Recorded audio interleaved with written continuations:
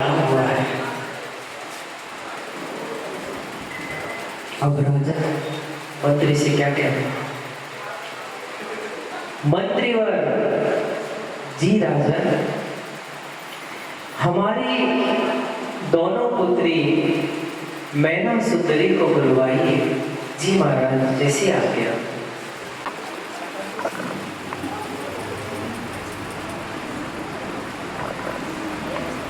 अब राज्यसभा में राजा पंपाल की और एक मैना सुंदरी दोनों का राज्यसभा में आगमन हो रहा है।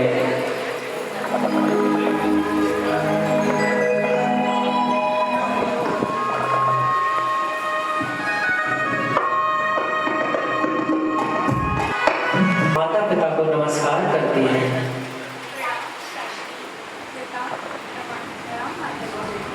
प्रणाम पिताजी, आपने मुझे कैसे याद किया? क्या कोई आज्ञा है? बेटी सुन सुंदरी, बेटी मैना सुंदरी, आप दोनों अब विद्या अध्ययन के योग्य हो गए हैं। इसलिए हम आपको अब विद्या अध्ययन के लिए भेजना चाहते हैं। तो आप कौन सी विद्या सीखना चाहते हैं वो हमें बतलाइए। पिताजी, मैं मतलब सुंदरी कह रही है कि मैं ब्राह्मण गुरु से शिक्षा प्राप्त करना चाहती हूँ। पिता से कहते हैं जैसी आपकी मर्जी। बेटी मैना सुंदरी, तुम कौन सी शिक्षा प्राप्त करना चाहती हो? पिताश्री, मैं अन्य शिक्षकों के साथ जैन धर्म की शिक्षा ग्रहण करना चाहती हूँ। मुझे आईकर के पास जैन धर्म की शिक्षा ग्रहण करने के लिए भेजिए। इस तरह दोनों पुत्रियों से जानकर राजा पंपाल मैना सुंदरी को शिक्षा के लिए भेज देते हैं।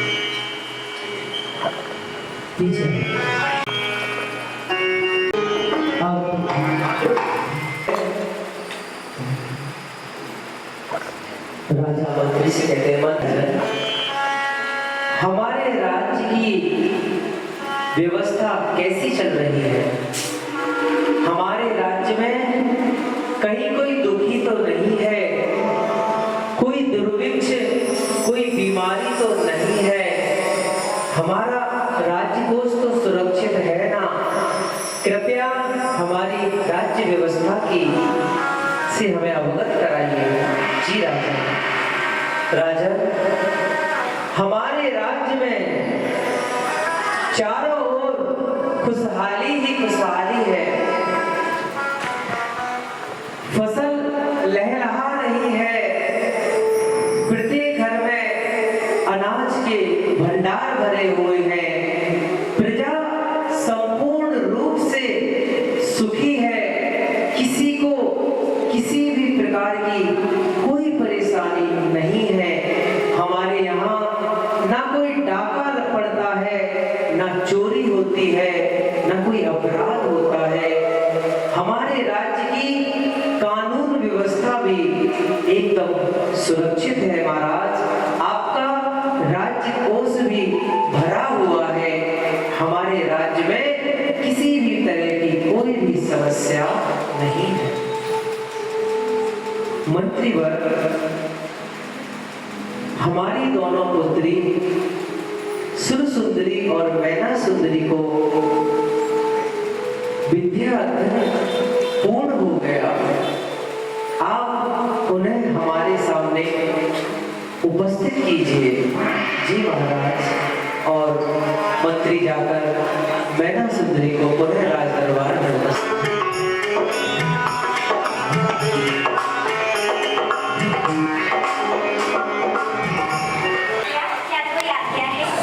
बेटी सुंदरी, आपका विद्या अध्ययन अच्छे से तो हुआ, वहां कोई बाधा तो उत्पन्न नहीं हुई। आपने कौन कौन सी विद्याएं ग्रहण की, हमें भी बताइए। हाँ पिताजी,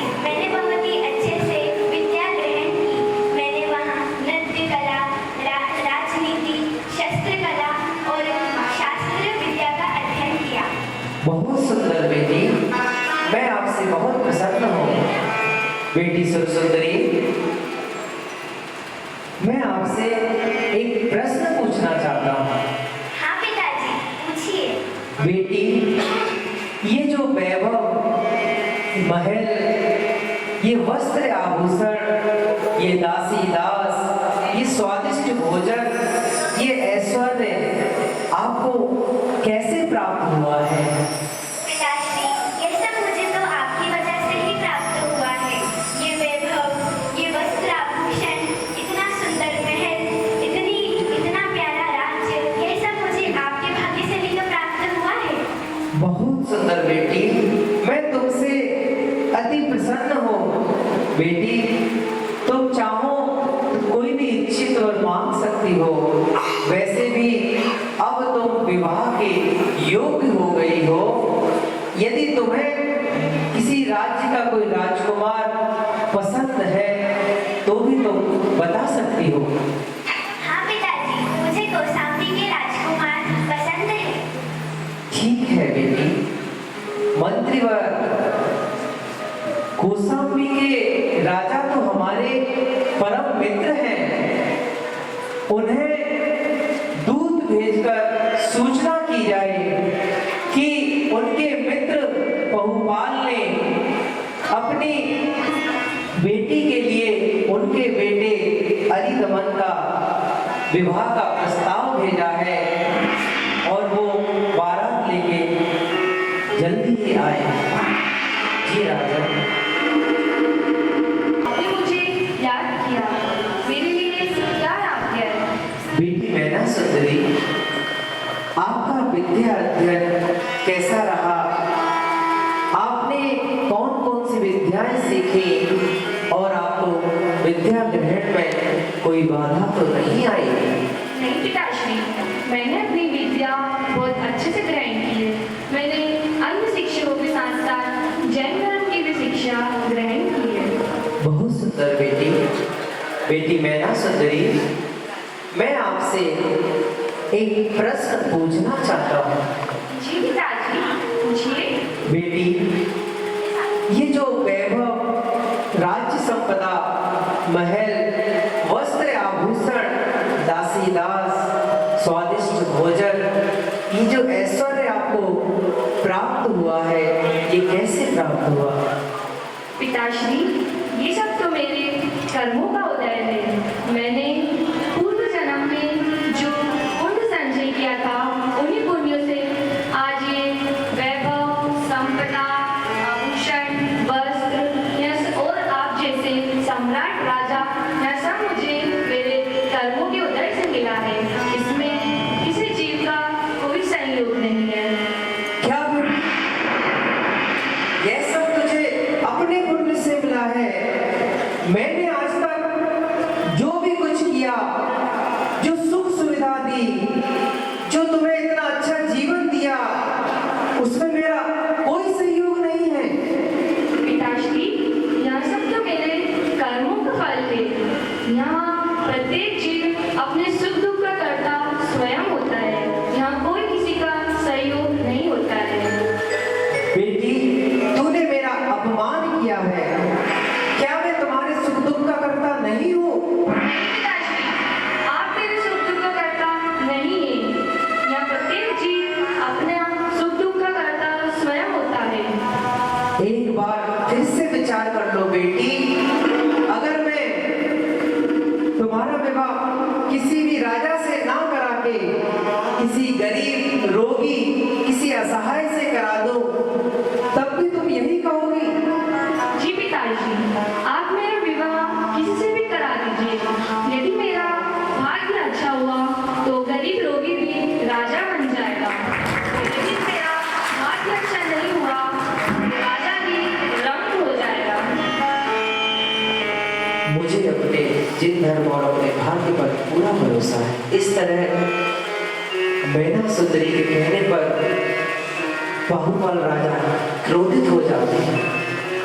उनको लगता है कि इस बेटी ने मेरा इस सभा में अपमान किया है और वो तुरंत मंत्री को बुलाते हैं। मंत्रीवर,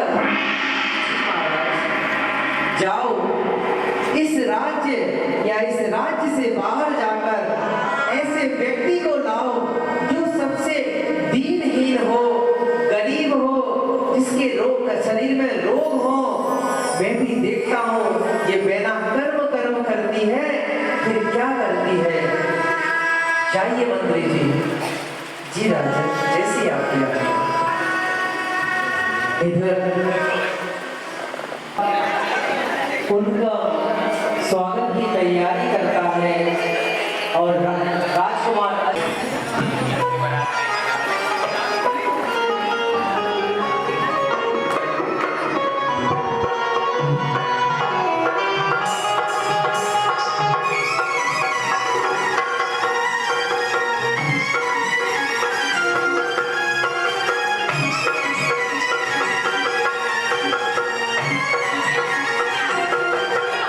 विवाह संपन्न होता है।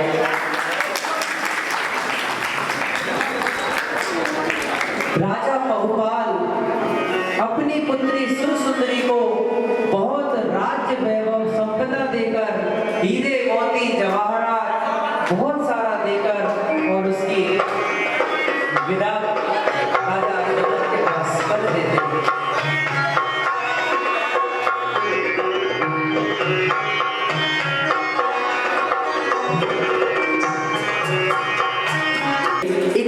जंगल में पहुंचता है और वहां उसे दुर्गंध सी आती है। वो देखता है, अरे ये दुर्गंध कहां से आ रही? यहाँ तो कुछ लोग बैठे हुए हैं, ये लोग कौन हैं? इनसे ही मैं पूछता हूँ, आप लोग कौन हैं और यहाँ पर बैठे हुए हैं? हम कोढ़ रोग से ग्रसित हैं और अपने राज्य से आकर इस जंगल में निवास कर रहे हैं, क्योंकि नगर में कोई हमें रखना पसंद नहीं करता। मंत्री विचार करता है कि राजा ने जैसा कहा था उस हिसाब से तो ये परफेक्ट है। मंत्री उनसे कहता है, जो कोड़ियों में प्रमुख थे, कि आप हमारे राज्य में चलिए, हमारे महाराज ने आपको बुलाया है। और वो सारे कोड़ी मंत्री के साथ महल की ओर चल देते हैं।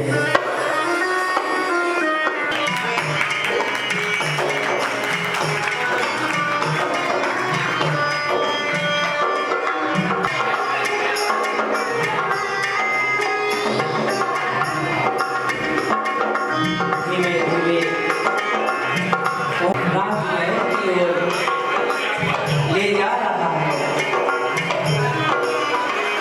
लोग, नगर के लोग जैसा मुझे बतलाया था, मैं वैसे ही युवक और उनकी एक टोली को साथ में लाया हूँ।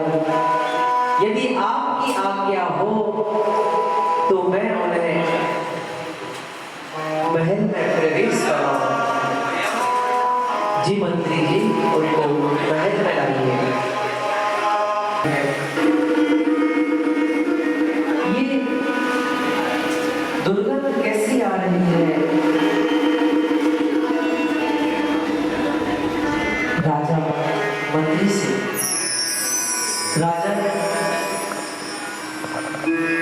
अब मंत्री उनको बताता है कि ये लोग कौन है। राजन, ये इन कोड़ियों के सरदार श्रीपाल है। ये कोढ़ से ग्रसित हैं और यही नगर के पास जंगल में निवास कर रहे थे। मैं इनको लेकर आया हूँ। अब श्रीपाल राजा से, प्रणाम राजा, आपने हम असहाय को यहाँ क्यों बुलवाया है? हमें तो कोई अपने राज्य में प्रवेश नहीं देता। आपने तो मुझे राजभवन में बुलवाया है, क्या कारण है? मुझसे ऐसा कौन सा कार्य करवाना है? श्रीपाल, मैं तुमसे अपनी पुत्री मैनासुंदरी का विवाह करना चाहता हूं।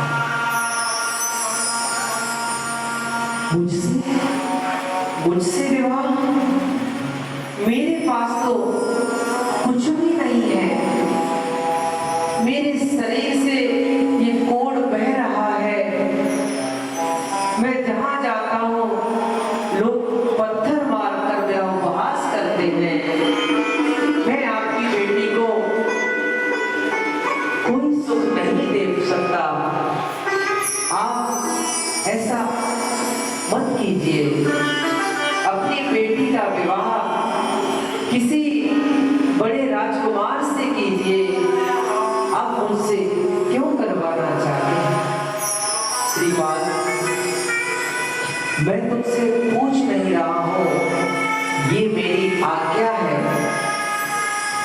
मंत्रीवर जी, राजा जाओ, पुत्री मैनासुंदरी को लेकर आइए।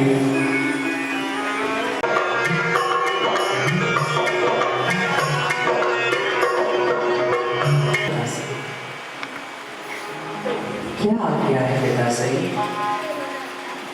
बेटी मैनासुंदरी, तुम बहुत कर्म करती हो। लो, तेरे कर्मों से मैंने यह पति तुम्हारे लिए चुना है। इससे शादी करो और सुख भोगो। जो आज्ञा बेटा। सही अभी रुकेंगे।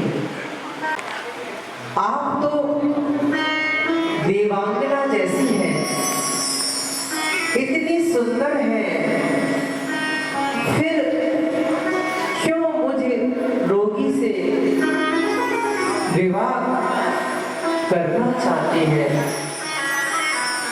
मैं तुम्हें कुछ नहीं दे पाऊंगा। मेरे पास रहने के लिए भी कोई ठिकाना नहीं है। मैं तुम्हें कोई सुख नहीं दे पाऊंगा।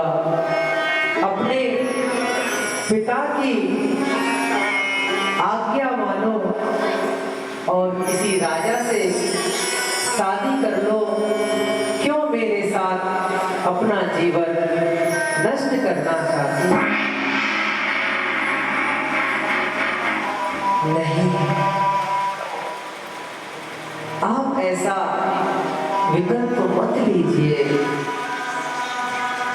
यदि मेरा भाग्य अच्छा होगा तो आप ही सर्वांग सुंदर हो जाएंगे, और यदि मेरा भाग्य अच्छा नहीं है तो किसी राजा से भी मेरा विवाह होगा तो वो भी मुझे सुख नहीं दे पाएगा। मुझे जिन धर्म और निर्ग्रंथ मुनि और कर्म सिद्धांत पर पूरा विश्वास है, जो कुछ भी इस जीव के साथ होता है वह उसके ही कर्मों का फल है। मेरे भाग्य में जो होगा वही होगा। मेरा भाग्य ना मेरे माता पिता बदल सकते हैं और ना ही मैं बदल सकती हूँ। आप विकल्प मत कीजिए। इधर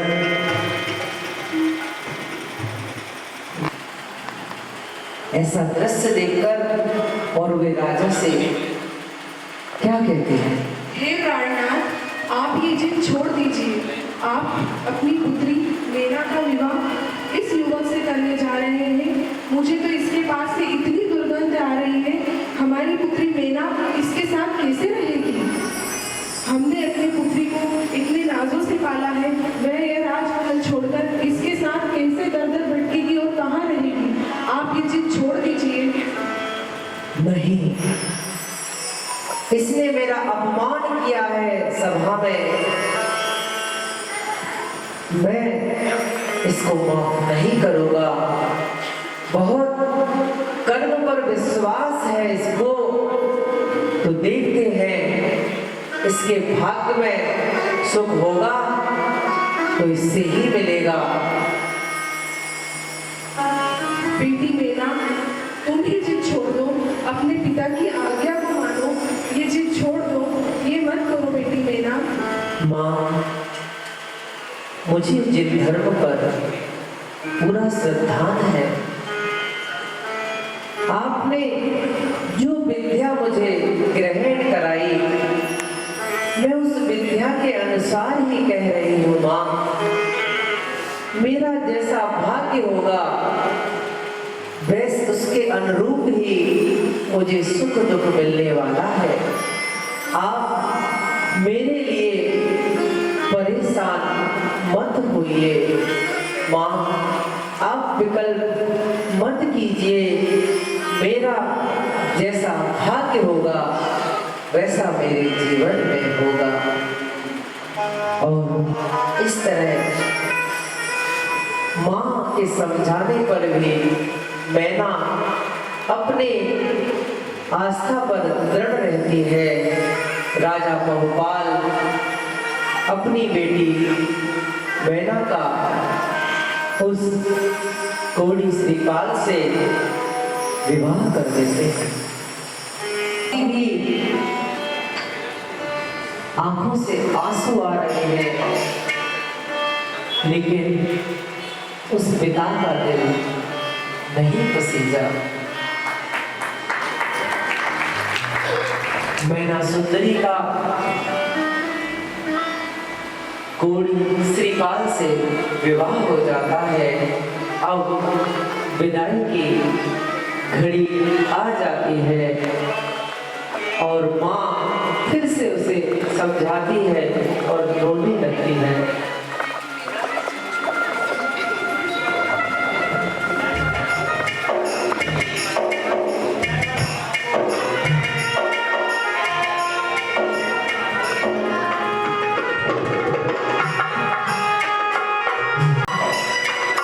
मैना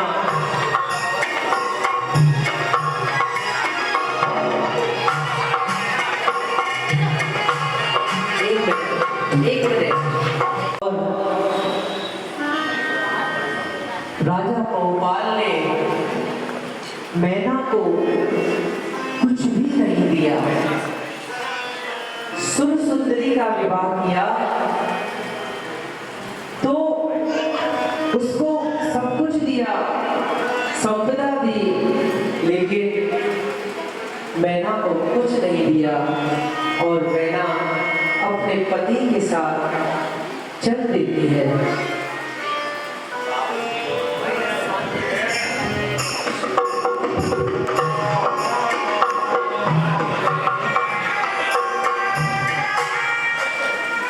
और मैना विचार करते हुए जा रही है। मैना सुंदरी कहे पिता से, भाग्योदय जब आएगा। मैना सुंदरी कहे पिता से, भाग्योदय जब आएगा।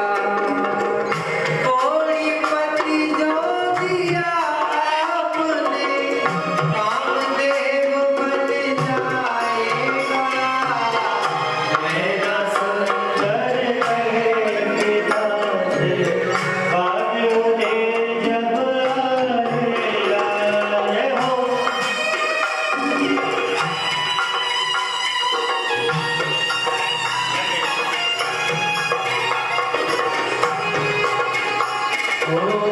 तुमने मुझको दुख में फेंका, अपना फर्ज निभाया है। कल क्या होगा किसने जाना,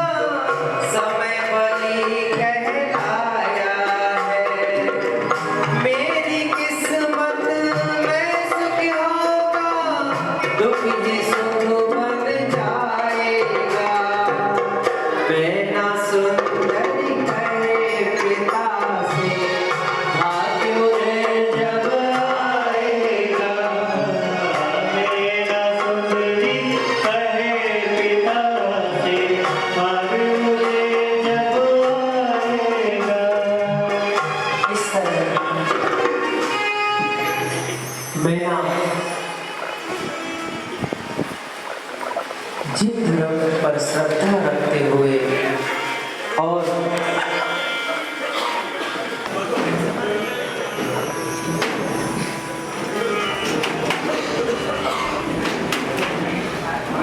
पूरा नहीं हो रहा। कुछ समय बीतने पर एक दिन मैना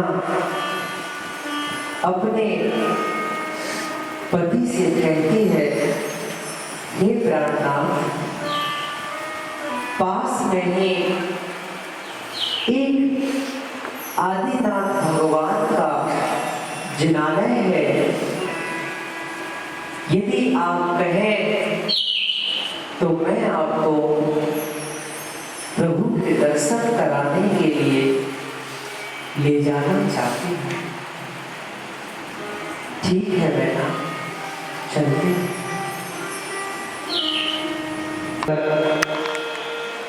नगर के ही द्वार पर एक जिनालय में वंदना के लिए जाती है।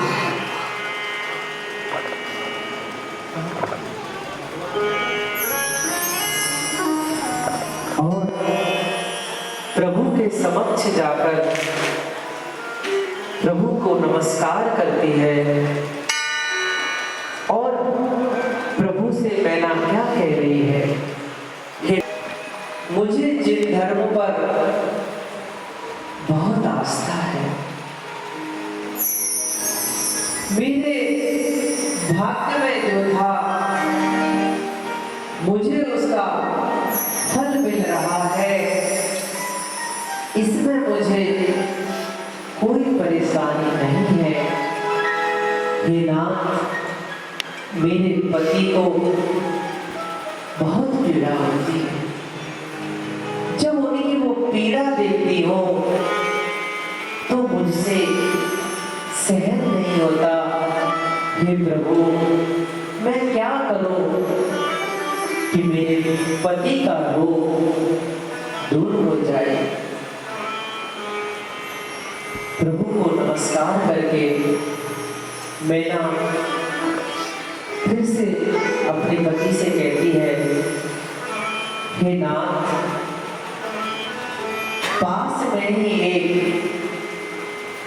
उद्यान है, सुना है वहां दिगंबर मुनि विराजे हैं।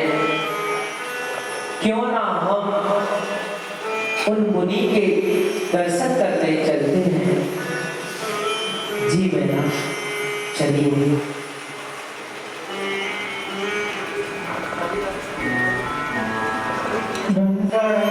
सुंदरी पहुंच जाते हैं। मुनिराज को नमस्कार करते हैं। मुनिराज उन्हें आशीर्वाद प्रदान करते हैं।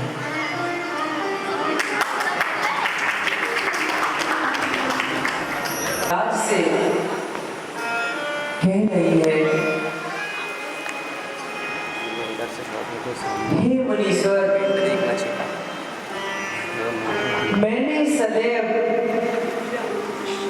जिन धर्म पर श्रद्धा की, देव शास्त्र गुरु को ही अपना माना। इसके अतिरिक्त मैंने कहीं अपने सिर को नहीं झुकाया। मैं अपने पति के साथ आपके सन्मुख उपस्थित हुई हूँ। मेरे पति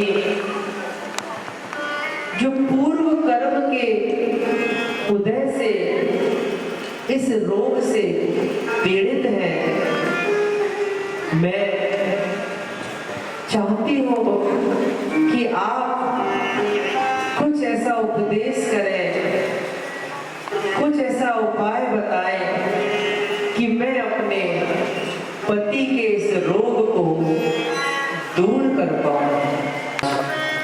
ध्यान से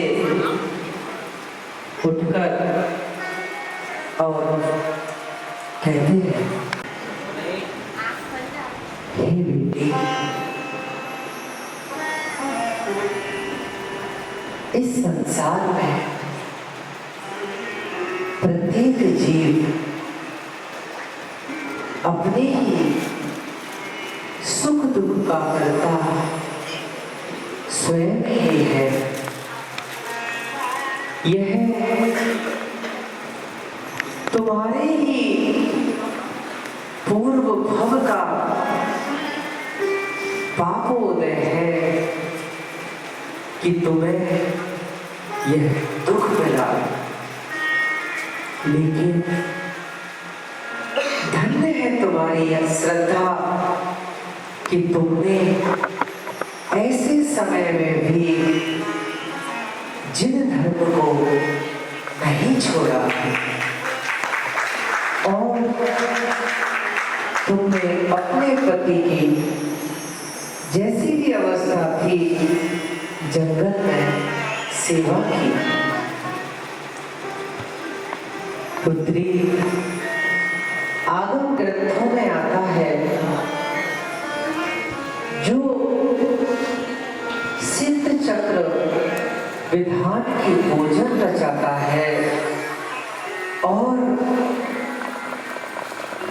सिद्ध चक्र का पाठ करता है और सिद्ध चक्र यंत्र की कंडोलक को अपने मस्तिष्क पर श्रद्धा से लगाता है, उसके सारे कष्ट दूर हो जाते हैं।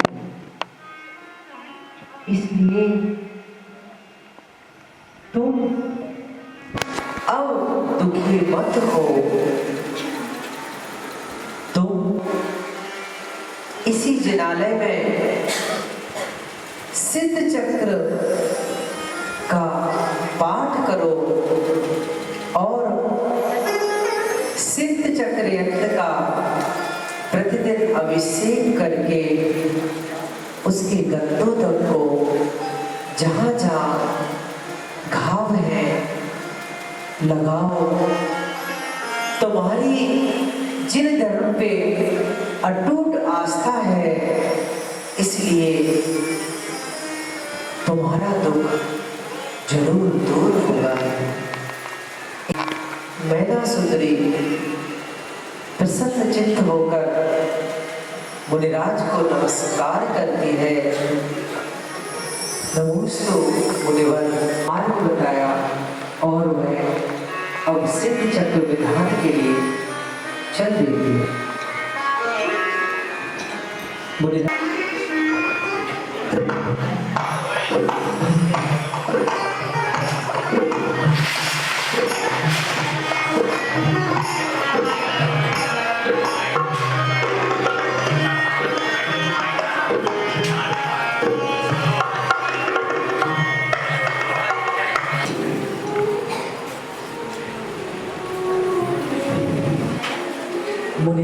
के कथन के अनुसार मैना सुंदरी उसी जिनालय में पूर्ण श्रद्धा के साथ सिद्ध चक्र का विधान रचाती है। सर्वप्रथम वह जल की धार से यंत्र का अभिषेक कर पूजन प्रारंभ करती है और पूजन के उपरांत उस गंधोदक को अपने पति श्रीपाल और बाकी सबको प्रतिदिन लगाती है।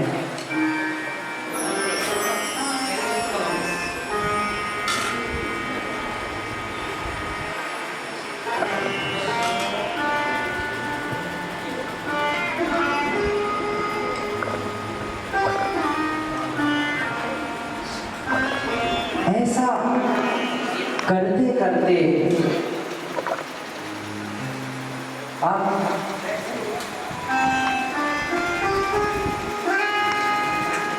प्रतिदिन यंत्र का अभिषेक कर और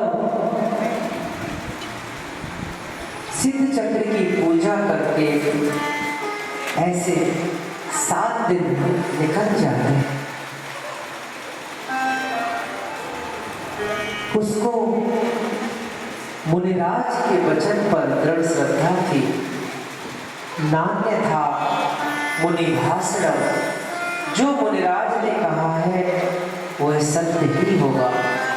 इसी तरह 8वें दिन मैना फिर से यंत्र का अभिषेक करती है और विधान करती है। अपने सर्वप्रथम अपने पति श्रीपाल उनको जहां जहां कोढ़ हुआ था सब जगह लगाती है और बाकी जो उनके साथी थे उन सबको भी गंधोदक लगाती है। देखते देखते वह जो गलित कुष्ठ था, गंधोदक का ऐसा प्रभाव था, मैना सुंदरी की भक्ति का ऐसा प्रभाव था कि वही श्रीपाल सर्वांग सुंदर दिखने लगता है और जय धर्म की जय जयकार हो जाती है। सिद्ध चक्र महामंडल विधान की इस तरह